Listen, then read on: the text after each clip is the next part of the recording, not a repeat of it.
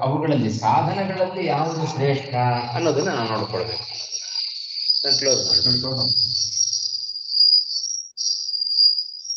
ಅಲ್ವಾ? ಸಾಧನಗಳಲ್ಲಿ ಯಾವುದು ಶ್ರೇಷ್ಠ ಅಂತ ನೋಡಿದ್ರೆ ಕ್ಲೋಸ್ ಆಗ್ಲಿಲ್ಲಲ್ಲ, ರೆಕಾರ್ಡ್ಗೂ ಹಾಕಿದ್ರೇನು? ಹಾಗಾಗಿ ಸಾಧನಗಳಲ್ಲಿ ಯಾವ್ದಾದ್ರು ಶ್ರೇಷ್ಠ ಅಂತ ನೋಡಿಕೊಂಡು ಆ ಸಾಧನವುಳ್ಳವರು ಯಾರೋ ಅದನ್ನ ಅವರು ಕೂಡ ಹಾಗೆ ಶ್ರೇಷ್ಠರಾಗ್ತಾ ಹೋಗ್ತಾರೆ. ಅಲ್ಲ, ಅಲ್ಪ ಜ್ಞಾನ ಉಳ್ಳವನಿಗಿಂತಲೂ ಸ್ವಲ್ಪ ಹೆಚ್ಚಿನ ಜ್ಞಾನ ಉಳ್ಳವ ಶ್ರೇಷ್ಠ. ಸಾಧನಗಳ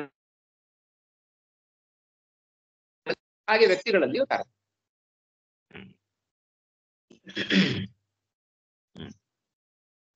ನೋಡೋಣ ಇವಾಗ ಏನು 4 ಜನ ಇದ್ದಾರಾ ಆನ್ಲೈನ್ ಅಲ್ಲಿ? 4 ಜನ ಇದ್ದಾರೆ. ಇವರಿಲ್ಲ, ಜಯಂತ್ ಅವ್ರು ಇಲ್ಲಲ್ಲ? ಸರಿ, ಸುಧೀಂದ್ರ ಅವರೇ. ನಮಸ್ಕಾರ. ಊರಿಗೆ ಹೋಗಿದ್ದಾರೆ ಇವತ್ತು. ಸರಿ ಸರಿ ಸರಿ ಸರಿ. 7ನೇ ಅಧ್ಯಾಯ ಪ್ರಾರಂಭ ಮಾಡ್ತಾ ಇದ್ದೇನೆ. ಎಲ್ರು 7ನೇ ಅಧ್ಯಾಯ ತಕ್ಕೊಳ್ರಿ. ಶ್ರೀ ಭಗವಾನುವಾಚ ಮಯ್ಯಾಸಕ್ತ ಮನಃ ಪಾರ್ಥ ಯೋಗಂ ಯುಂಜನ್ಮದಾಶ್ರಯಃ ಅಸಂಶಯಂ ಸಮಗ್ರಂ ಮಾಂ ಯಥಾ ಜ್ಞಾಸ್ಯಸಿ ತಚ್ಛೃಣು. ಮಯ್ಯಾಸಕ್ತ ಮನಃ ಪಾರ್ಥ ಯೋಗಂ ಯುಂಜನ್ಮದಾಶ್ರಯಃ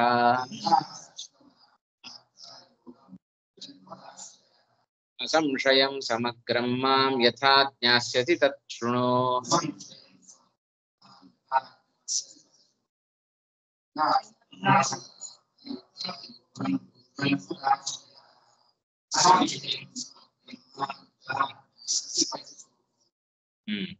ಮಯಿ ಆಸಕ್ತ ಮನಃ ಪಾರ್ಥ ಯೋಗಂ ಯುಂಜನ್ ಮದಾಶ್ರಯಃ ಅಸಂಶಯಂ ಸಮಗ್ರಂ ಮಾಂ ಯಥಾ ಜ್ಞಾಸ್ಯಸಿ ತತ್ ಶೃಣು. ತತ್ ಶೃಣು ತತ್ ಶೃಣು. 7ನೇ ಅಧ್ಯಾಯ ಪ್ರಾರಂಭ ಆಗಿದೆ. ತತ್ ತತ್ ಶೃಣು ತತ್ ಶೃಣು. ಅದೇ ಕಾಣಿಸಲ್ಲ, ಅದಕ್ಕೆ ಸಂಧಿಗೆ ಸಂಧಿ ಆಗಿದೆ ಅಂತ ಹೇಳ್ತಾರೆ. ಅಷ್ಟುತ್ವ ಸಂಧಿ ಆಗಿದೆ. ಮಯಿ ಆಸಕ್ತ ಮನಃ, ಹೇ ಪಾರ್ಥ. ಅರ್ಜುನನನ್ನು ಕುರಿತು ಸಂಬೋಧನೆ ಮಾಡ್ತಾ ಇದ್ದಾನೆ. ಹೇ ಪಾರ್ಥ, ಮಯಿ ಆಸಕ್ತ ಮನಃ ಯೋಗಂ ಮದಾಶ್ರಯಃ ಯೋಗಂ ಯುಂಜನ್ ಅಸಂಶಯಂ ಸಮಗ್ರಂ ಮಾಂ ಯಥಾ ಜ್ಞಾಸ್ಯಸಿ ತತ್ ಶೃಣು. ಇದು ಅನ್ವಯದ ಕ್ರಮ. ಅರ್ಜುನ ಅದನ್ನು ಹೇಳ್ತೇನೆ, ತತ್ ಅದನ್ನ ಶೃಣು, ಕೇಳು. ಯಾವುದನ್ನು ಕೇಳಬೇಕು ಅಂತ ಹೇಳಿದ್ರೆ, ಹ್ಯಾಕ್ ಕೇಳಬೇಕು? ನನ್ನಲ್ಲಿಯೇ ಚೆನ್ನಾಗಿ ಸಕ್ತವಾದ ಮನಸ್ಸುಳ್ಳವನಾಗಿ. ಆಯ್ತಾ? ಆಮೇಲೆ ಮದಾಶ್ರಯ, ನಾನೇ ಆಶ್ರಯ ಅಂತ ತಿಳ್ಕೋ. ನಾನು ಯಾವ ಕರ್ಮಗಳನ್ನು ಮಾಡೋದಲ್ಲ, ನಾನು ಭಗವಂತನ ಅಧೀನದಲ್ಲಿದ್ದೇನೆ, ನನಗೆ ರಕ್ಷಕನಾಗಿ ಭಗವಂತ ಇದ್ದಾನೆ ಎಂಬುದಾಗಿ ತಿಳಿದು ಯೋಗಂ ಯುಂಜನ್, ಧ್ಯಾನ ಯೋಗವನ್ನು ನೀನು ಅನುಷ್ಠಾನ ಮಾಡ್ತಾ, ಅಸಂಶಯಂ ಸಮಗ್ರಂ ಮಾಂ ಯಥಾ ಜ್ಞಾಸ್ಯಸಿ, ತಚ್ಛೃಣು, ಯಾವುದನ್ನ ಕೇಳಿದ್ರೆ ಯಾವ ಸಂಶಯವೂ ಇಲ್ಲದೆ ಪರಿಪೂರ್ಣವಾಗಿ ನೀನು ತಿಳಿತೀಯೋ ಅದನ್ನ ನಾನು ಹೇಳ್ತೇನೆ, ಕೇಳು. ಇಷ್ಟು ಮೂಲದ ಅಭಿಪ್ರಾಯ. ಆಯ್ತಾ? ಇದಕ್ಕೆಲ್ಲ ವ್ಯಾಕರಣಾಂಶ ಎಲ್ಲ ಇದೆ, ವಿವೃತಿ ಮೂಲಕವೇ ನೋಡೋಣ. ಆಯ್ತಾ? ಕಟ್ಟಿಯವರ ಅರ್ಥ ಆಯ್ತಾ? ಮಾಂ ಯಥಾ ಅಸಂಶಯಂ ಸಮಗ್ರಂ ಜ್ಞಾಸ್ಯಸಿ ತಥಾ ಅಹಂ ವಕ್ಷ್ಯಾಮಿ ತತ್ ಶೃಣು. ಹೌದು, ಪರಮಾತ್ಮನ ಮಹಾತ್ಮರಲ್ಲಿ ಜ್ಞಾನದ ಅಂದ್ರೆ ಜ್ಞಾನದಿಂದ ಹೇಳ್ತಾರೆ ಅದಕ್ಕೆ. ನಿಮ್ಮ ಆರನೇ ಪ್ರಥಮ ಷಟ್ಕಕ್ಕೂ ದ್ವಿತೀಯ ಷಟ್ಕಕ್ಕೂ ಏನು ಸಂಬಂಧ ಅನ್ನೋದನ್ನ ರಾಯರು ಬಿಡಿಸ್ತಾರೆ. ರಾಯರು ಬಿಡಿಸ್ತಾರೆ. ಇಲ್ಲ, ಅದು ಅರ್ಥಾತ್ ಸಿದ್ಧ. ಆಯ್ತಾ? ಯಾವುದನ್ನ ತಿಳಿದರೆ ಪರಿಪೂರ್ಣವಾಗಿ ನನ್ನ ತಿಳಿದ ಹಾಗಾಗುತ್ತೋ ಅದನ್ನು ಹೇಳುತ್ತೇನೆ ಕೇಳು ಅಂತ ಕೃಷ್ಣನ ಅಭಿಪ್ರಾಯ. ಅದನ್ನು ಹೇಳ್ತಾ ಹೋಗ್ತಾ ಇದ್ದಾನೆ. ಈ ಮಾತು ಹೇಳಲಿಕ್ಕೆ ಏನ್ ಕಾರಣ? 6ನೇ ಅಧ್ಯಾಯಕ್ಕೂ ಒಟ್ಟಾರೆಯಾಗಿ 3 ಷಟ್ಕಗಳನ್ನಾಗಿ ಅಂದ್ರೆ 6, 6, 6 3 ವಿಭಾಗಗಳನ್ನ ಮಾಡಿಕೊಂಡಿದ್ದಾನೆ. ಮೊದಲ 6 ಭಾಗ 6 ಅಧ್ಯಾಯ, ನಂತರದ 6 ಅಧ್ಯಾಯ, ಆಮೇಲಿಂದ 6 ಅಧ್ಯಾಯ. ಆಯ್ತಾ? ಮೊದಲು ಜ್ಞಾನ ಸಾಧನವನ್ನೆಲ್ಲ ಹೇಳ್ತಾನೆ ಮೊದಲ ಪೂರ್ವ ಷಟ್ಕದಲ್ಲಿ. ನಂತರ 2ನೇ ಷಟ್ಕದಲ್ಲಿ ಆ ಜ್ಞಾನ ಸಾಧನದಿಂದ ಪಡೆಯುವ ಭಗವಂತನ ಮಹಿಮೆಗಳನ್ನ ತಿಳಿಸ್ಕೊಡ್ತಾನೆ. ನಂತರ 3ನೇ ಷಟ್ಕದಲ್ಲಿ ಅಂದ್ರೆ ನಂತರದ ಕೊನೆಯ 6 ಅಧ್ಯಾಯಗಳಲ್ಲಿ ಈ 2 ಅಧ್ಯಾಯಗಳಲ್ಲಿ ಏನು ಹೇಳಿದ್ದಾನೆ, ಇದೆರಡರ ಸಾರದಿಂದ ಏನು ಫಲ, ಈ 2ರ ಸಾರ ಏನು, ಅದನ್ನ 3ನೇ ಷಟ್ಕದಲ್ಲಿ ಭಗವಂತ ತಾನು ತಿಳಿಸ್ಕೊಡ್ತಾನೆ ಅಂತ. ಹೀಗೆ ಒಂದು ಸಮಗ್ರ 18 ಅಧ್ಯಾಯ ಗೀತೆಯ ಒಂದು ವಿಭಾಗವನ್ನು ಮಾಡಿಕೊಟ್ಟದ್ದೇ ರಾಯರು. ಹೇಳ್ತಾರೆ ಇವಾಗ ಅದನ್ನೇ ಹೇಳ್ತಾರೆ. ಮುಂಚೆ ಜ್ಞಾನ ಸಾಧನವನ್ನು ಹೇಳಿದ್ರು, ಮುಂಚೆ ನೋಡೋಣ ಇವಾಗ ವಿವೃತ್ತಿ ಅದನ್ನೇ ನೋಡೋಣ. ವಾಕ್ಯದ ಮೂಲಕವೇ ನೋಡ್ತಾ ಹೋಗೋಣ ಇವಾಗ. ಇಷ್ಟು ಮೂಲದ ಅಭಿಪ್ರಾಯವನ್ನು ತಿಳ್ಕೊಂಡು ರಾಯರು ಇದಕ್ಕೆ ಪೀಠಿಕೆಯನ್ನು ಕೊಡ್ತಾ ಇದ್ದಾರೆ. ಮೊದಲನೇ ಶ್ಲೋಕಕ್ಕೆ 7ನೇ ಅಧ್ಯಾಯದ 2ನೇ ಷಟ್ಕದ ಮೊದಲನೆಯ ಶ್ಲೋಕ ಅಂದ್ರೆ 7ನೇ ಅಧ್ಯಾಯದ ಮೊದಲನೇ ಶ್ಲೋಕ. ಬುದ್ಧಿರ್ ಯೋಗೇತ್ವಿ ಮಾಂ ಶೃಣು ಅಂತ. ಇದು 2ನೇ ಅಧ್ಯಾಯದ 39ನೇ ಶ್ಲೋಕ ಅಲ್ವಾ? ಬುದ್ಧಿರ್ ಯೋಗೇತ್ವಿ ಮಾಂ ಶೃಣು ಅಂತ ಅಲ್ಲಿ ಒಂದು ಶ್ಲೋಕ ಬರುತ್ತೆ. ಅಲ್ಲಿ ಹೇಳುವಾಗ ಬುದ್ಧಿರ್ ಯೋಗೇತು ಮಾಂ ಶೃಣು, ಇದನ್ನ ಹೇಳ್ತೇನೆ ಕೇಳು ಅಂತ ಹೇಳಿ ಕೃಷ್ಣ ಆ ಶ್ಲೋಕದಿಂದ ಪ್ರಾರಂಭ ಮಾಡಿಕೊಂಡು ಭಗವದ್ ಜ್ಞಾನೋಪಾಯಂ ಪ್ರತಿಜ್ಞಾಯ, ಭಗವಂತನ ಅಪರೋಕ್ಷ ಜ್ಞಾನಕ್ಕೆ ಬೇಕಾದ ಉಪಾಯಗಳನ್ನ ಅಲ್ಲಿ ಪ್ರತಿಜ್ಞೆ ಮಾಡಿ, ಶೃಣೋ ಹೇಳ್ತೇನೆ ಕೇಳು ಅಂತ ಹೇಳಿ ಪ್ರತಿಜ್ಞೆ ಮಾಡ್ತಾ ಇದ್ದಾನೆ ಕೃಷ್ಣ. ಅಲ್ಲಿ ಆ ಶ್ಲೋಕದಲ್ಲಿ ಪ್ರತಿಜ್ಞೆಯನ್ನು ಮಾಡಿ ನಂತರದ ಅನೇಕ ಶ್ಲೋಕಗಳಲ್ಲಿ ಅದನ್ನೆಲ್ಲ ಹೇಳ್ತಾ ಜ್ಞಾನಕ್ಕೆ ಅಪರೋಕ್ಷ ಜ್ಞಾನಕ್ಕೆ ಯಾವುದು ಉಪಾಯವೋ ಜ್ಞಾನೋಪಾಯಂ ಪ್ರತಿಜ್ಞಾಯ, ಜ್ಞಾನಕ್ಕೆ ಉಪಾಯದ ಯಾವುದು ಅದನ್ನ ಪ್ರತಿಜ್ಞೆ ಮಾಡಿ, ಕಾಮಾದಿ ವರ್ಜನ ಯುಕ್ತ ನಿವೃತ್ತ ಕರ್ಮ ಅನುಷ್ಠಾನ ರೂಪ ಕರ್ಮಯೋಗಂ. ಯಾವುದಪ್ಪ ಅದು ಜ್ಞಾನಕ್ಕೆ ಉಪಾಯ ಇದೆ? ಅರ್ಥ ಆಯ್ತಲ್ಲ? ಕಾಮಾದಿ ವರ್ಜನ ಯುಕ್ತ, ಕಾಮಾದಿಗಳಿಂದ ರಹಿತವಾದ ನಿವೃತ್ತ ಕರ್ಮಾನುಷ್ಠಾನ ಅಲ್ವಾ? ನಿವೃತ್ತ ಕರ್ಮ ಪ್ರವೃತ್ತ ಕರ್ಮ ಅಂತ ಎರಡಿದೆ. ಅದರಲ್ಲಿ ನಿಷ್ಕಾಮ ಕರ್ಮ ಮಾಡಬೇಕಾದ್ರೆ ಕಾಮಾದಿ ವರ್ಜನ ಯುಕ್ತವಾದ ನಿವೃತ್ತ ಕರ್ಮದ ಅನುಷ್ಠಾನ ರೂಪವಾದ ಕರ್ಮಯೋಗ. ಜ್ಞಾನಯೋಗಕ್ಕೆ ಸಾಧನ ಕರ್ಮಯೋಗ ಅಲ್ವಾ? ಎಲ್ಲಿ ಯೋಗ ಶಬ್ದಕ್ಕೆ ಉಪಾಯ ಅಂತಲೇ ಅರ್ಥ ಮಾಡಿದ್ರು. ಜ್ಞಾನಕ್ಕೆ ಉಪಾಯ ಯಾವುದು? ಕರ್ಮ ಅಲ್ವಾ? ಕರ್ಮಯೋಗ. ಜ್ಞಾನಯೋಗಕ್ಕೆ ಸಾಧನ ಅದು ಕರ್ಮಯೋಗ. ಜ್ಞಾನಸ್ಯ ಬಹಿರಂಗೋಪಾಯ ಪಂಚಮಾಧ್ಯಾಯಾಂತಂ ಜ್ಞಾನ ಅಂತರಂಗ ಸಾಧನಂ ಧ್ಯಾನ ರೂಪಂ ಯೋಗಂಚ ಷಷ್ಠೇ ನಿರೂಪ್ಯ ಅಧುನಾ ಪೂರ್ವೋಕ್ತಂ ಧ್ಯಾನಂ ಭಕ್ತಿಪೂರ್ವಕಮೇವ ಅನುಷ್ಠಿತಂ ಜ್ಞಾನ ಸಾಧನಂ ನ ಚೈತ್ಯಾದೇರಿವ ದ್ವೇಷಪೂರ್ವಕಂ ಅತಃ ಭಕ್ತ್ಯರ್ಥಂ ಭಗವನ್ ಮಾಹಾತ್ಮ್ಯಂ ಮಯಿ ಇತ್ಯಾದಿನ ಅಧ್ಯಾಯ ಷಟ್ಕೇನ ಉಚ್ಯತೆ. ಇಷ್ಟು ಪೀಠಿಕೆ ಕೊಟ್ರು ನೋಡ್ರಿ. ಎಲ್ಲ ಪ್ರಶ್ನೆಗಳಿಗೆ ಇಲ್ಲಿ ಉತ್ತರ ಇದೆ ಇವಾಗ. ಆಯ್ತಾ? ಹಾಗೆ ಅವನು ಭಗವಂತನ ಜ್ಞಾನಕ್ಕೆ ಬೇಕಾದ ಉಪಾಯದ ಪ್ರತಿಜ್ಞೆಯನ್ನ ಮಾಡಿ, ಆಯ್ತಾ, ಆ 2ನೇ ಅಧ್ಯಾಯದ 39ನೇ ಶ್ಲೋಕದಿಂದ ಪ್ರಾರಂಭ ಮಾಡಿಕೊಂಡು ಜ್ಞಾನೋಪಾಯವನ್ನ ಹೇಳ್ತಾ ಬರ್ತಾ ಇದ್ದಾನು. ಆಯ್ತಾ? ನಿವೃತ್ತ ಕರ್ಮಾನುಷ್ಠಾನ ರೂಪ ಕರ್ಮಯೋಗವನ್ನ ಹೇಳ್ತಾ ಬಂದ. ಆಮೇಲೆ ಇದು ಜ್ಞಾನಕ್ಕೆ ಬಹಿರಂಗ ಸಾಧನ ಮತ್ತೆ ಅಂತರಂಗ ಸಾಧನ ಅಂತ ಎರಡಿದೆ. ಆಯ್ತಾ? ಜ್ಞಾನಸ್ಯ ಬಹಿರಂಗ ಉಪಾಯ ಪಂಚಮಾಧ್ಯಾಯಾಂತಂ. ಆಯ್ತಾ? ಇವೆಲ್ಲ ಕರ್ಮಯೋಗ ಇದೆಯಲ್ಲ, ಇದು ಭಗವಂತನ ಅಪರೋಕ್ಷ ಜ್ಞಾನಕ್ಕೆ ಇದು ಬಹಿರಂಗ ಸಾಧನ. ಹೌದೋ ಇಲ್ಲ? ಎಲ್ಲ ದೇಹದಿಂದ ಹೊರಗಡೆ ಕೈಕಾಲುಗಳ ಮೂಲಕ ಮಾಡೋದು, ಬಾಯಿಯ ಮೂಲಕ ಮಾಡೋದು, ಕಣ್ಣಿನ ಮೂಲಕ ಮಾಡೋದು, ಇವೆಲ್ಲ ಇದು ಬಹಿರಂಗ ಸಾಧನ. ಕರ್ಮಯೋಗ ಅನ್ನೋದು ಜ್ಞಾನೋಪಾಯಕ್ಕೆ, ಕರ್ಮಯೋಗ ಅನ್ನತಕ್ಕಂಥದ್ದು ಬಹಿರಂಗ ಸಾಧನ. ಯಾಕೆ ವಾಕ್ಯಕ್ಕೆ ಅರ್ಥ ಆಗ್ಲಿಲ್ವಾ?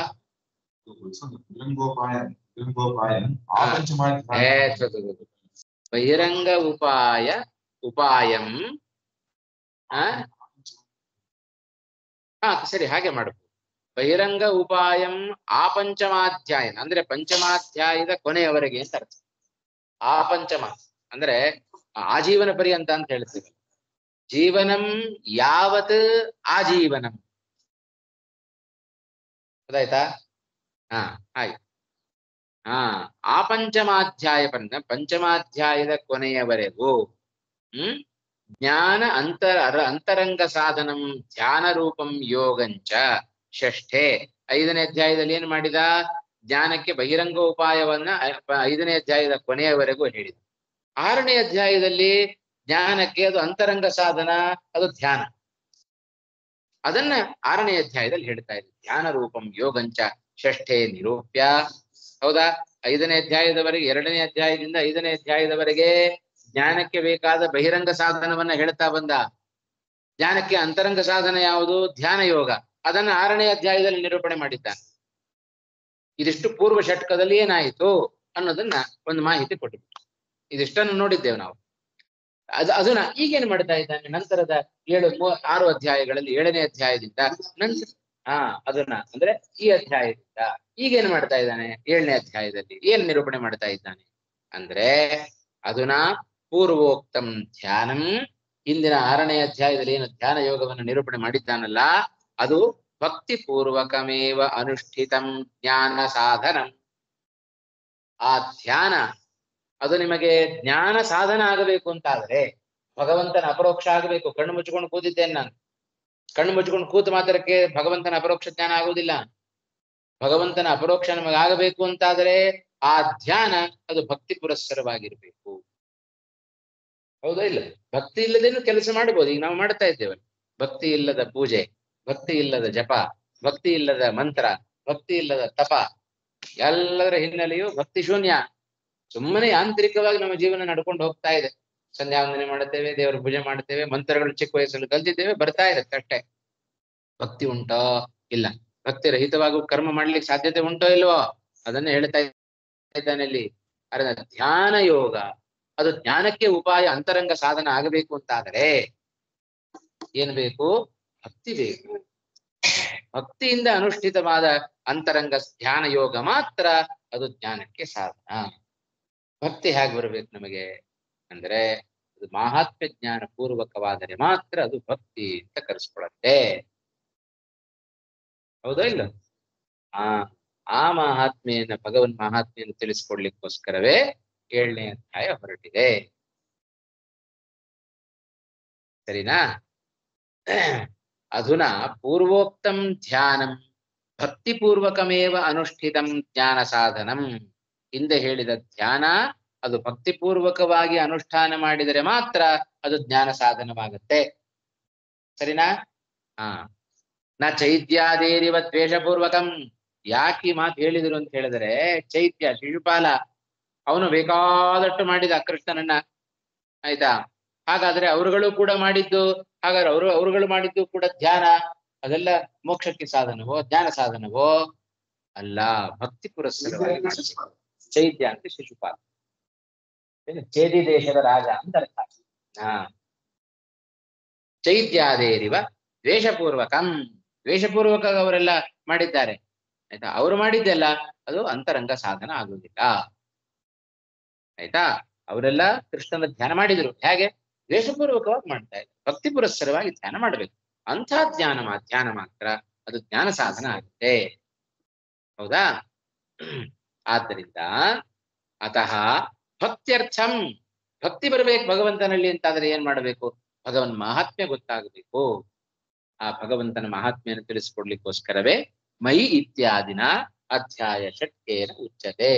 ಸ್ಪಷ್ಟ ಆಯ್ತಾ ಇವಾಗ?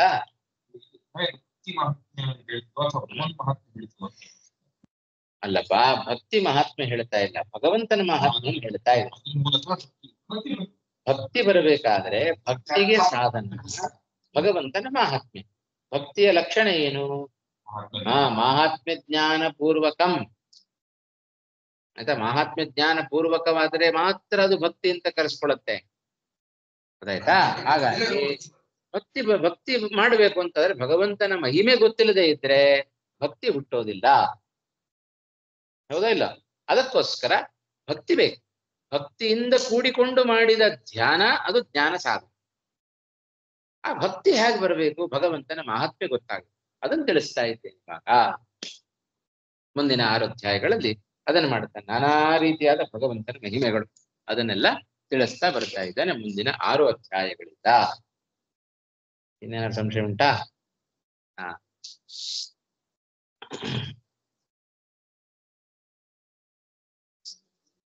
ಹೌದು, ಒಂದೇ.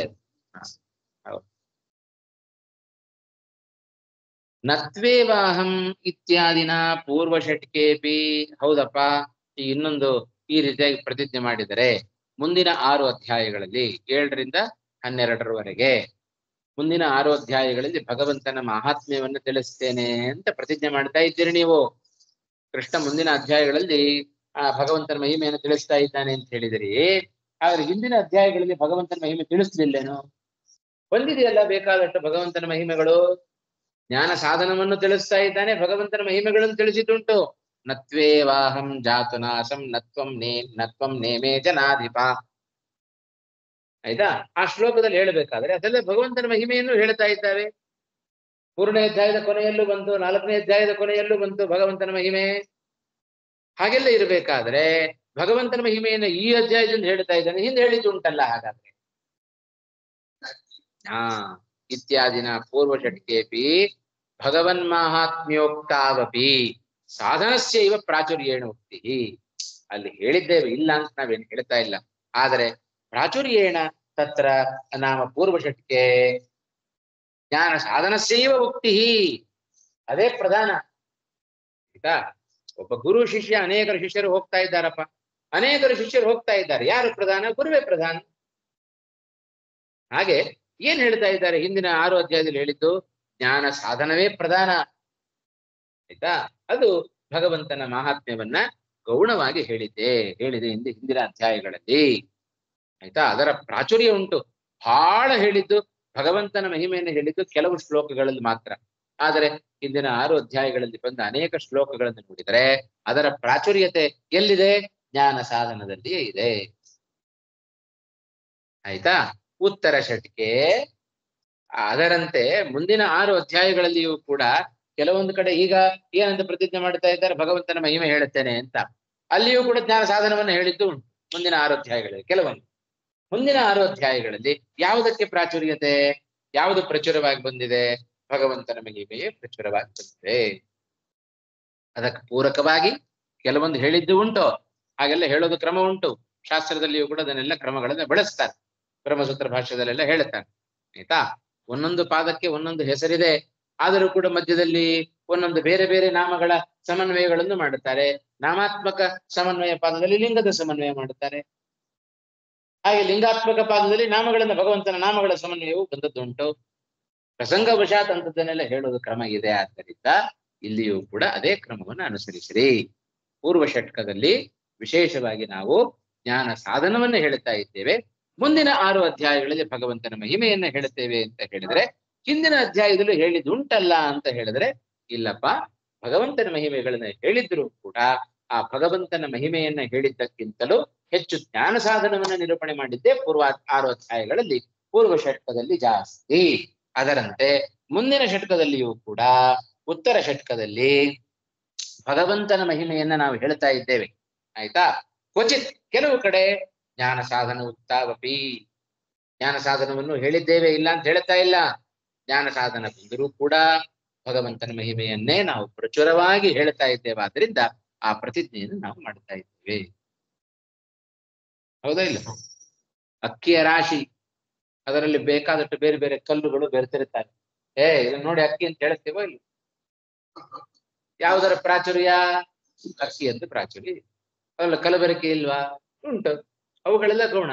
ಅಕ್ಕಿಯ ಅಂಶ ಜಾಸ್ತಿ. ಹಾಗಾಗಿ ಅದರಂತೆ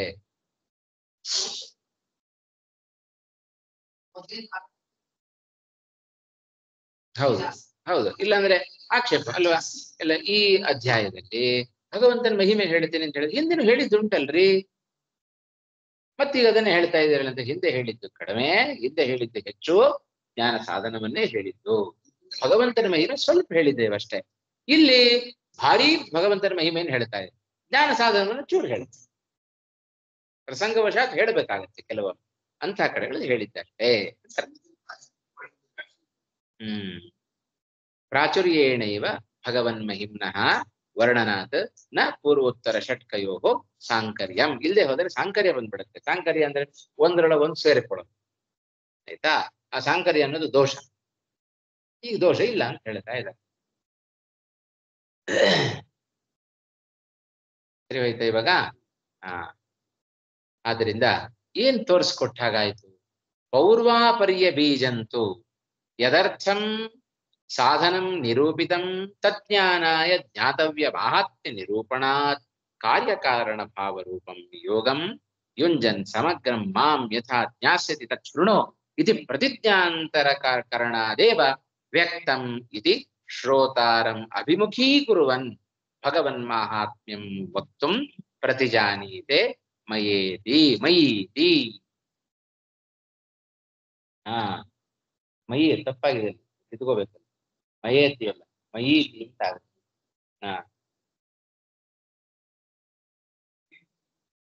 ಅದು ಏ ಇದೆ, ಅದನ್ನ ಈ ಮಾಡ್ಕೊಡಿ, ಆಯ್ತಾ? ಮಯೀತಿ ಅಂತ ಆಗುತ್ತೆ. ಹೌದಾ ಇಲ್ಲ?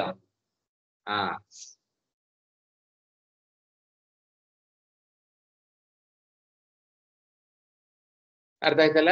ಈ ಮೂಲಕ್ಕೆ ತಯೋಹೋ ಅಂದ್ರೆ ಪೂರ್ವ ಷಟ್ಕ ಮತ್ತು ಉತ್ತರ ಷಟ್ಕ, ಆಯ್ತಾ? ತಯೋಹೋ ಪೂರ್ವೋತ್ತರ ಷಟ್ಕಯೋಹೋ ಪೌರ್ವಾಪರ್ಯ ಬೀಜಂತು, ಆಯ್ತಾ? ಮೊದಲು ಇದನ್ನ ಹೇಳಿ ಆಮೇಲೆ ಅದನ್ನ ಹೇಳಲಿಕ್ಕೆ, ಆಯ್ತಾ? ಮೊದಲು ಅದನ್ನ ಹೇಳಿ ಆಮೇಲೆ ಇದನ್ನ ಹೇಳಲಿಕ್ಕೆ ಏನ್ ಕಾರಣ? ಪೌರ್ವಾಪರ್ಯ ಬೀಜ, ಬೀಜ ಶಬ್ದಕ್ಕೆ ಕಾರಣ ಅಂತ ಅರ್ಥ, ಆಯ್ತಾ? ಯದರ್ಥಂ ಸಾಧನಂ ನಿರೂಪಿತಂ, ಯಾವುದಕ್ಕೋಸ್ಕರ ಸಾಧನವನ್ನ ನಿರೂಪಣೆ ಮಾಡಿದ್ದಾನೆ, ತಜ್ಞಾನಾಯ, ಅದನ್ನು ತಿಳಿಯುವುದಕ್ಕೋಸ್ಕರ. ಜ್ಞಾತವ್ಯವಾದ ಮಾಹಾತ್ಮ್ಯವನ್ನ ನಿರೂಪಣೆ ಈ ಅಧ್ಯಾಯದಲ್ಲಿ ಮಾಡ್ತಾ ಇದ್ದಾನೆ, ಮುಂದಿನ ಷಟ್ಕದಲ್ಲಿ ಮಾಡ್ತಾ ಇದ್ದಾನೆ. ಆದ್ದರಿಂದ ಈ ಪೂರ್ವ ಷಟ್ಕಕ್ಕೂ ಉತ್ತರ ಷಟ್ಕಕ್ಕೂ ಕಾರ್ಯಕಾರಣ ಭಾವವನ್ನು ಸೂಚನೆ ಮಾಡಿದಾಗಾಯ್ತು. ಹೌದಾ ಇಲ್ಲ? ಕಾರ್ಯಕಾರಣ ಭಾವವನ್ನ ಸೂಚನೆ ಮಾಡಿದಾಗಾಯ್ತು. ಈ ಅಧ್ಯಾಯದಲ್ಲಿ ಹೇಳ್ತಾ ಇರೋದು ಭಗವಂತನ ಮಾಹಾತ್ಮ್ಯ, ಆಯ್ತಾ? ಅದು ಅಪರೋಕ್ಷ ಜ್ಞಾನಕ್ಕೆ ಬೇಕು. ಅಪರೋಕ್ಷ ಜ್ಞಾನ, ಧ್ಯಾನ ಯೋಗವನ್ನು ಮಾಡಬೇಕಾದ್ರೆ ಹಿಂದಿನ ಅಧ್ಯಾಯದಲ್ಲಿ ಹೇಳಿದ್ದು ಧ್ಯಾನ, ಆಯ್ತಾ? ಆ ಧ್ಯಾನ ಯೋಗದಿಂದ ಸಾಧ್ಯವಾದದ್ದು ಯಾವುದು? ಅದರ ಕಾರ್ಯ ಯಾವುದು? ಧ್ಯಾನ ಕಾರಣ, ಧ್ಯಾನ. ಆ ಧ್ಯಾನದಿಂದ ಸಾಧ್ಯವಾದದ್ದು ಅಂದ್ರೆ ಅದರಿಂದ ಕಾರ್ಯವಾದದ್ದು ಯಾವುದು? ಅಪರೋಕ್ಷ ಜ್ಞಾನ. ಹೌದಾ ಇಲ್ಲ? ಹಾಗೆ ಘಟಕ್ಕೆ ಕಾರಣ ಯಾವುದು? ಮೃತ್ತಿನ ಕಾರ್ಯ ಯಾವುದು? ಘಟಕ್ಕೆ ಕಾರಣ ಯಾವುದು ಅಂತ ಯೋಚನೆ ಮಾಡಬೇಕು, ಮೃತ್ತಿನ ಕಾರ್ಯ ಯಾವುದು ಅಂತ ಆಲೋಚನೆ ಮಾಡಬೇಕು. ಮೃತ್ತಿನಿಂದ ಆದದ್ದು ಘಟ, ಆ ಘಟಕ್ಕೆ ಕಾರಣವಾದದ್ದು ಮೃತ್. ಹೇಗೋ ಅದರಂತೆ ಈಗ ಧ್ಯಾನ ಯೋಗವನ್ನು ಹೇಳಿದ. ಧ್ಯಾನ ಯೋಗದಿಂದ ಏನು, ಅದರ ಧ್ಯಾನ ಯೋಗದ ಕಾರ್ಯ ಏನು? ಭಗವಂತನ ಅಪರೋಕ್ಷ ಜ್ಞಾನ. ಅಲ್ಲ, ಮೊದಲನೇ ಅದು ಕಾರಣ, ಅದು ಅದನ್ನ ಹೇಳಲಿಲ್ಲವಲ್ಲ ಈಗ. ಧ್ಯಾನ ಯೋಗವನ್ನು ಹೇಳ್ತಾ ಬಂದದು ಸಾಧನ. ಅದು ಭಗವಂತನ ಅಪರೋಕ್ಷ ಜ್ಞಾನಕ್ಕೆ ಧ್ಯಾನ ಅನ್ನೋದು ಸಾಧನ, ಅದರಿಂದ ಬರ್ತಕ್ಕಂಥದ್ದು ಜ್ಞಾನ. ಆ ಜ್ಞಾನಕ್ಕೆ ಬೇಕು ಭಗವಂತನ ಮಾಹಾತ್ಮ್ಯ ಜ್ಞಾನ, ಅದನ್ನು ತಿಳಿಸ್ತಾ ಇದ್ದ ಅಷ್ಟೇ. ಮೊದಲು ಹೇಳಿದ್ದು ಸಾಧನ, ಆ ಸಾಧನ ಕಾರಣ. ಯಾವುದಕ್ಕೆ ಕಾರಣ? ಧ್ಯಾನ ಯೋಗ, ಜ್ಞಾನಕ್ಕೆ ಕಾರಣ. ಹಾಗಾಗಿ ಅದು ಕಾರಣ. ಪೂರ್ವ ಷಟ್ಕ ಅದು ಕಾರಣ, ಅದರಿಂದ ಉತ್ತರ ಷಟ್ಕ ಕಾರ್ಯ. ಮೊದಲು ಕಾರಣ ಹೇಳಬೇಕು, ಆಮೇಲೆ ಕಾರ್ಯ ಹೇಳಬೇಕು. ಇದೇ ಪೌರ್ವಾಪರ್ಯಕ್ಕೆ ಬೀಜ, ಅಂದ್ರೆ ಕಾರಣವನ್ನ, ಕಾರ್ಯಕಾರಣ ಭಾಗವನ್ನ ನಾವು ತಿಳಿಸಿಕೊಟ್ಟಂತೆ ಆಯಿತು.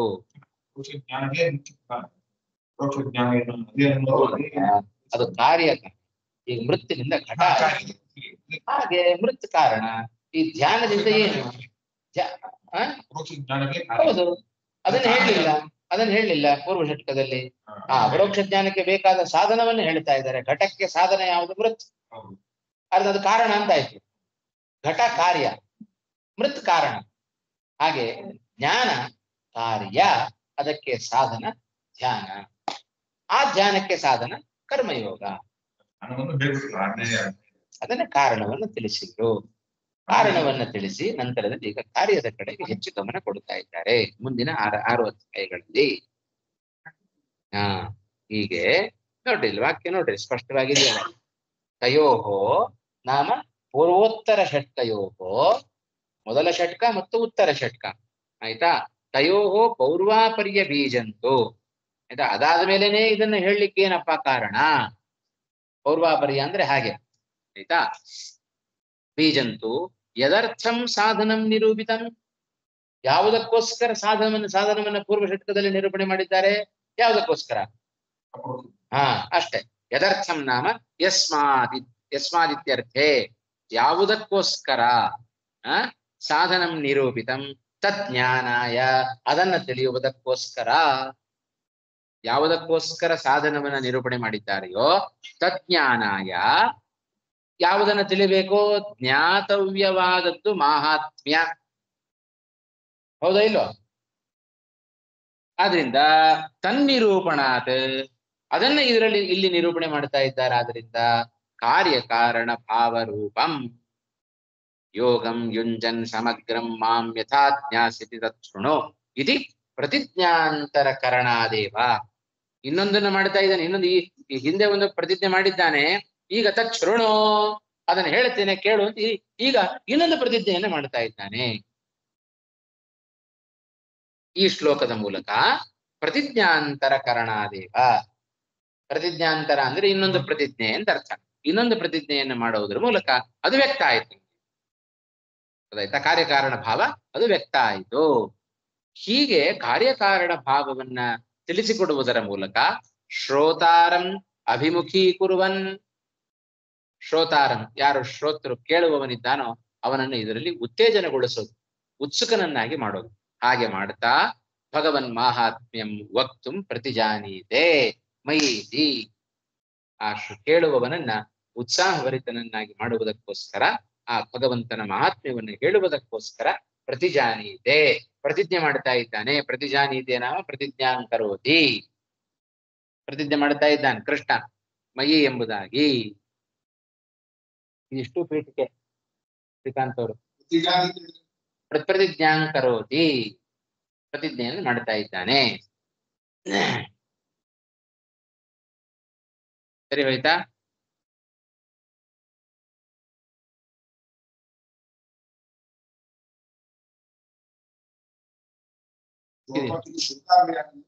ಅರ್ಜುನನೇ. ಅರ್ಜುನ ಮಾತ್ರ, ಅರ್ಜುನ ನಿಮಿತ್ತ. ನಾವುಗಳು ಶ್ರೋತೃಗಳೇ. ಅರ್ಜುನ ನಿಮಿತ್ತ ಮಾತ್ರ. ಹಾಗಾಗಿ ನಮ್ಮನ್ನು ಉದ್ದೇಶಿಸಿಕೊಂಡು ಈ ಒಂದು ಭಗವಂತನ ಮಹಾತ್ಮ್ಯವನ್ನು ಹೇಳುವುದಕ್ಕೋಸ್ಕರ ಪ್ರತಿಜ್ಞೆಯನ್ನ ಕೃಷ್ಣ ಪರಮಾತ್ಮ ಮಯಿ ಎಂಬ ಶ್ಲೋಕದ ಮೂಲಕ ಮಾಡುತ್ತಾ ಇದ್ದಾನೆ. ಆಯ್ತಾ? ಆ ಶ್ಲೋಕದ ಅಭಿಪ್ರಾಯವನ್ನು ಬರೀತಾರೆ ಇವಾಗ ರಾಯರು ಹೇಳುವಾಗ.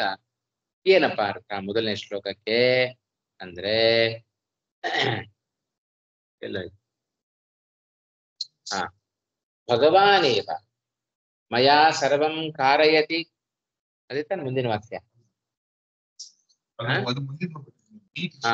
ಸರಿ. ಮಯಿ ಶ್ರೀಕೃಷ್ಣೇ ಮಯ್ಯಾಸಕ್ತ ಮನಃ ಪಾರ್ಥ. ಹೌದಲ್ಲ? ಶ್ಲೋಕ ಇರೋದು ಹಾಗೆ. ಅಲ್ಲಿ ಪದಚ್ಛೇದ ಏನಂತ ಮಾಡ್ಕೊಳ್ಬೇಕು? ಮಯಿ. ಆಯ್ತಾ? ಆಸಕ್ತ ಮನಃ. ಆಸಕ್ತಂ ಮನಃ ಯಸ್ಯ ಸಹ ಆಸಕ್ತ ಮನಃ. ಹೀಗೆ ಅದಕ್ಕೆ ಸಮಾಸ ಮಾಡಬೇಕು. ಅಲ್ಲಿ ಆಸಕ್ತ ಮನಃ, ಆ ಶಬ್ದಕ್ಕೆ ಅತ್ಯಂತಂ ಅಂತ ಅರ್ಥ ಮಾಡ್ಬೇಕು. ಅಂದ್ರೆ ಅಲ್ಲೊಂದು ಇಜಿಕೊಲ್ಟ ಹಾಕೊಂಡ್ಬಿಡ್ಬೇಕು. ಆಸಕ್ತ ಮನಃ ಅನ್ನಲ್ಲಿರತಕ್ಕಂತ ಆ ಶಬ್ದಕ್ಕೆ ಅತ್ಯಂತಂ ಅಂತ ಅರ್ಥ. ಆಯ್ತಾ? ಅತ್ಯಂತಂ ಸಕ್ತ ಮನಃ. ಸಕ್ತ ಅಂದ್ರೆ ಏನು? ಸಕ್ತ ಮನಃ ಅತಿ ಸ್ನೇಹಯುಕ್ತ ಮನಃ. ಸಕ್ತ ಶಬ್ದಕ್ಕೆ ಆಸಕ್ತ ಅಂತಲೇ ಅರ್ಥ. ಅಲ್ಲಿ ಅಂದ್ರೆ ಆಸಕ್ತ ಅಂದ್ರೆ ಸ್ವಲ್ಪ ಆಸಕ್ತ ಅಂತ ಇಟ್ಕೊಳ್ಬೇಡಿ. ಸಂಬಂಧ ಅತ್ಯಂತ. ಅತ್ಯಂತಂ ಅತೀವ ಸ್ನೇಹಯುಕ್ತ ಮನಃ ಯೋಗಂ ವಿರೂಪಂ. ಯೋಗಂ ಯುಂಜನ್ ಅಂತಿದೆ. ಎರಡು ವಿಧವಾದ ವಿರೂಪ ಅಂದ್ರೆ ಎರಡು ವಿಧವಾದ ಯೋಗವನ್ನ ಯುಂಜನ್. ಜ್ಞಾನೋಪಾಯಂ, ಎರಡು ವಿಧವಾದ ಜ್ಞಾನೋಪಾಯ. ಆಯ್ತಾ? ಜ್ಞಾನಕ್ಕೆ ಉಪಾಯ ಒಂದು ಧ್ಯಾನ ಯೋಗ, ಮತ್ತೊಂದು ಕರ್ಮಯೋಗ. ಎರಡು ವಿಧವಾದ ಯೋಗವನ್ನ ಜ್ಞಾನೋಪಾಯವನ್ನ ಯುಂಜನ್ ಯುಂಜನ್ ನಾಮ ಅನುತಿಷ್ಠನ್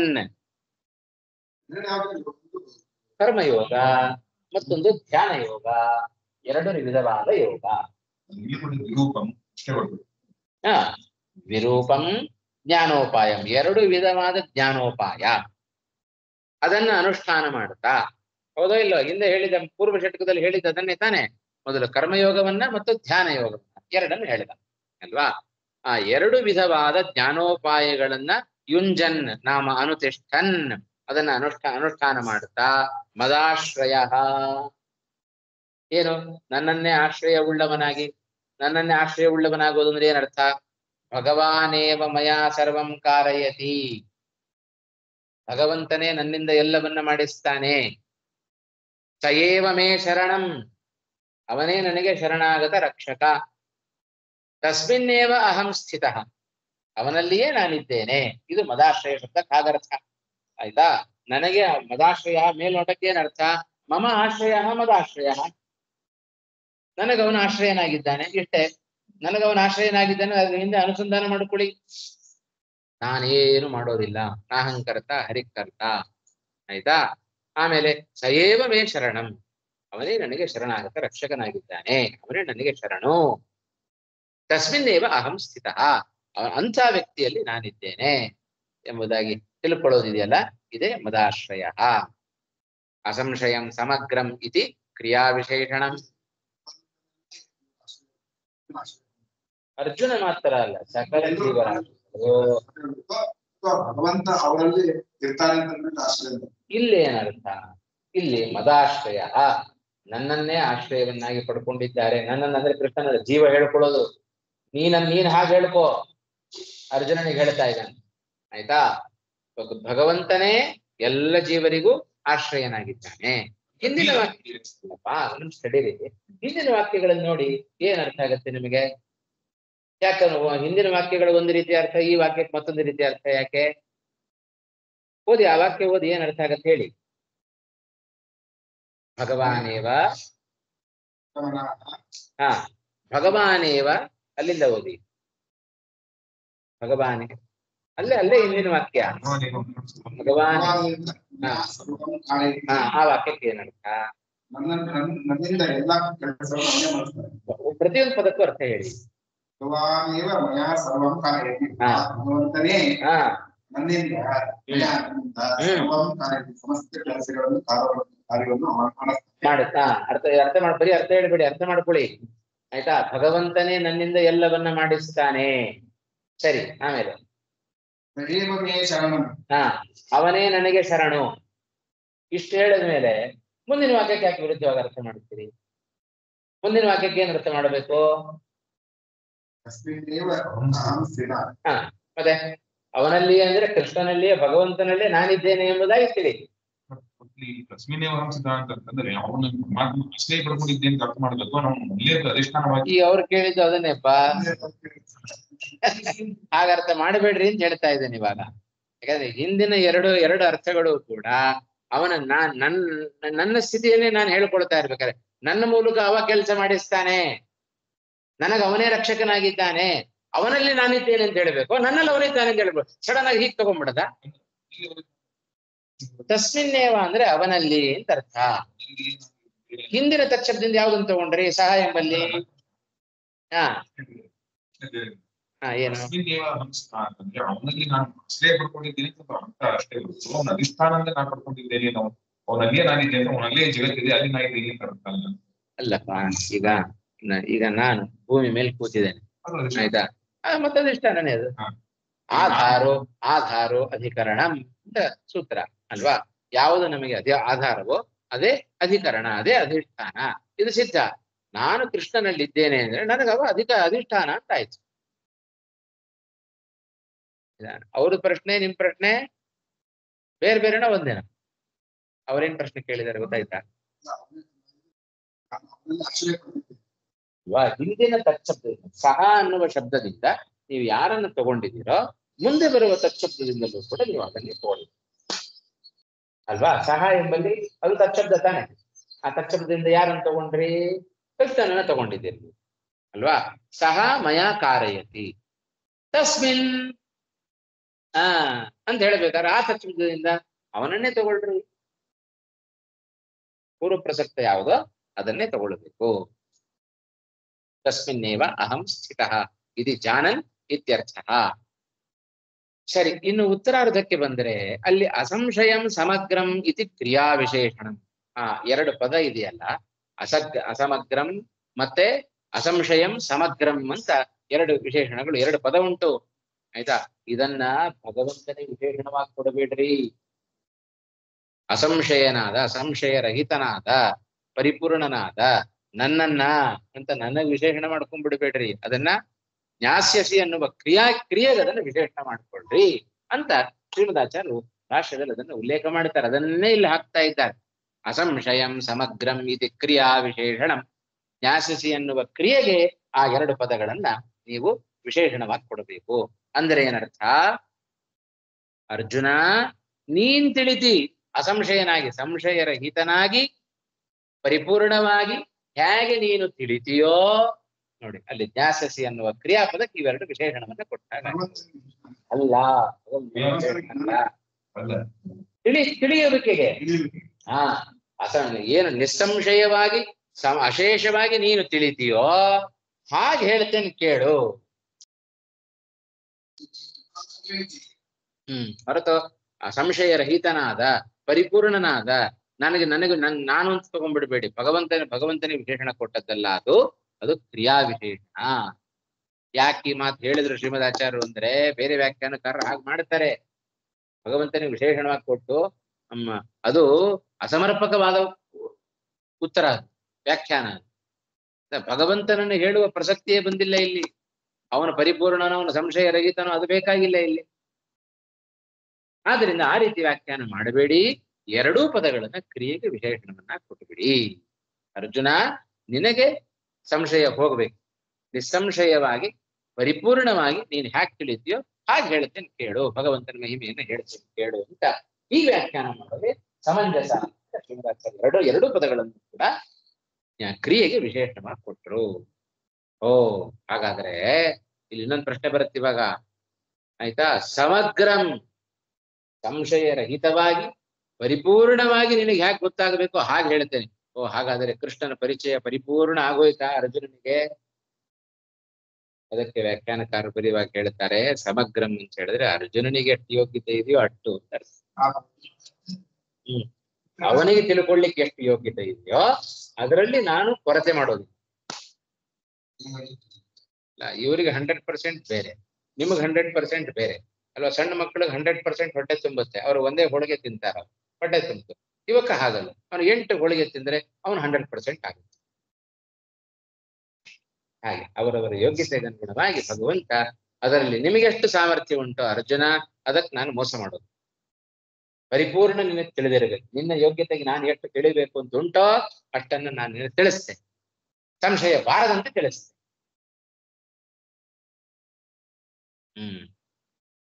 ತತ್ಪ್ರಕಾರಕ ಜ್ಞಾನಜನಕ ವಚನಂ ಶ್ರುತ್ವಾ ತತ್ರ ನಿಷ್ಠಾಂ ಕುರು. ಆಯ್ತಾ? ಅಸಂಶಯಂ ಸಮಗ್ರಂಚ. ನೋಡಿ, ಯಥಾ ಭವತಿ ತಥಾ ಮಾಂ, ಅದಕ್ಕೆ ಏನರ್ಥ? ಮಾಂ ಯಥಾ ಏನ ಪ್ರಕಾರೇಣ ಜ್ಞಾಸ್ಯತಿ, ತಿಳಿತೀಯೋ ತಚ್ಛೃಣು, ಅದನ್ನು ಕೇಳು. ತತ್ಪ್ರಕಾರಕ ಜ್ಞಾನಜನಕ ವಚನಂ ಶ್ರುತ್ವ, ಏನು ಅದನ್ನು ಕೇಳುವುದ್ರೆ ಏನರ್ಥ? ತತ್ಪ್ರಕಾರಕ ಜ್ಞಾನಜನಕ ವಚನಂ ಶ್ರುತ್ವ ತತ್ರ ನಿಷ್ಠಾಂ ಕುರು ಇತ್ಯರ್ಥಃ. ಅದರಲ್ಲಿ ನಿಷ್ಠೆ ಉಳ್ಳವನಾಗು. ತತ್ ಇತ್ಯಸ್ಯ ತಥಾ ಇತಿ ವಾ ಅರ್ಥಃ. ಅಲ್ಲಿರ್ತಕ್ಕಂತಹ ತತ್ ಅನ್ನೋ ಶಬ್ದಕ್ಕೆ ತಥಾ ಅಂತಲೂ ಕೂಡ ಒಂದು ಅರ್ಥವನ್ನ ಮಾಡಬಹುದು. ಹಾಗೆ ಅಂತಲೂ ಕೂಡ ಮೂಲ ಪದಕ್ಕೆ, ಮೂಲ ಶ್ಲೋಕಕ್ಕೆ ನಾವು ಅರ್ಥವನ್ನ ಮಾಡಬಹುದು. ತತ್ ಶೃಣು, ತಥಾ ಶೃಣು ಅಂತ ಅರ್ಥ. ಅದನ್ನು ಕೇಳು ಅಂತಲೂ ಹೇಳಬಹುದು. ತಥಾ ಹಾಗೆ ಹೇಳ್ತೇನೆ ಕೇಳು ಅಂತಲೂ ಕೂಡ ಅರ್ಥವನ್ನ ಮಾಡಬಹುದು. ಸರಿ ಹೋಯ್ತಾ? ಸರಿ, ಇಷ್ಟಕ್ಕೆ ಇವತ್ತು ನಿಲ್ಸ್ಕೊಂಡಿರೋಣ. ಇದು 7ನೇ ಅಧ್ಯಾಯ, ಸ್ವಲ್ಪ ಕಠಿಣ ಆಯ್ತಾ? ಕೆಲವೊಂದು ಭಗವಂತನ ಮಹಾತ್ಮೆ ತಿಳಿದಷ್ಟು ಸುಲಭ ಅಲ್ಲ. ಹಾಗಾಗಿ ಶ್ರೀ ಕೃಷ್ಣಾರ್ಪಣಮಸ್ತು. ಆನ್ಲೈನ್ ಅಲ್ಲಿ ಎಲ್ಲರೂ ಸೈಲೆಂಟ್ ಆಗ್ಬಿಡಿದಿರಿ ಆನ್ಲೈನ್ ಅಲ್ಲಿ. ಎಲ್ರಿಗೂ ಅರ್ಥ ಆಯ್ತಾ? ತುಂಬಾ ಚೆನ್ನಾಗಿ ಅರ್ಥ ಆಯ್ತು ಚೆನ್ನಾಗಿ. ಸರಿ ಸರಿ. ಆಮೇಲೆ ಒಂಚೂರು ಮನನ ಮಾಡಿ, ಒಂದ್ ಅರ್ಧ ಗಂಟೆ ಇದು ಟೈಮ್ ಹಾಕಿ ಇದನ್ನ ಮನನ ಮಾಡಿದ್ರೆ ಅವಾಗ ಇನ್ನೂ ಸ್ಪಷ್ಟ ಆಗತ್ತೆ. ಆಚಾರ್ಯ ಫಸ್ಟ್ ಲಾಸ್ಟ್ ಅಧ್ಯಾಯದಲ್ಲಿ 6ನೇ ಅಧ್ಯಾಯದಲ್ಲಿ 2 ಶ್ಲೋಕ ಬರ್ಲೇ ಇಲ್ಲ ಆಚಾರ್ಯ.